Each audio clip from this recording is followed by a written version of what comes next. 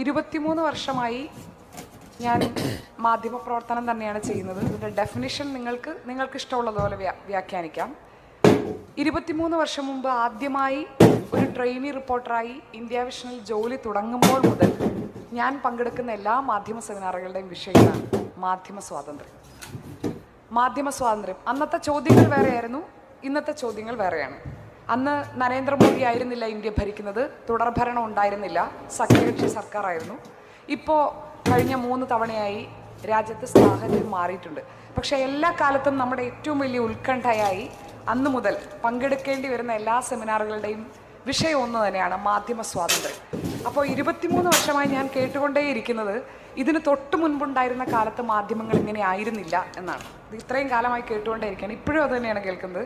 ഇതിന് തൊട്ട് മുൻപുണ്ടായിരുന്ന കാലത്ത് മാധ്യമങ്ങൾ ഇങ്ങനെ ആയിരുന്നില്ല, മാധ്യമ പ്രവർത്തനം ഇങ്ങനെ ആയിരുന്നില്ല, അധികാരം ഇങ്ങനെ ആയിരുന്നില്ല, ഭരണകൂടം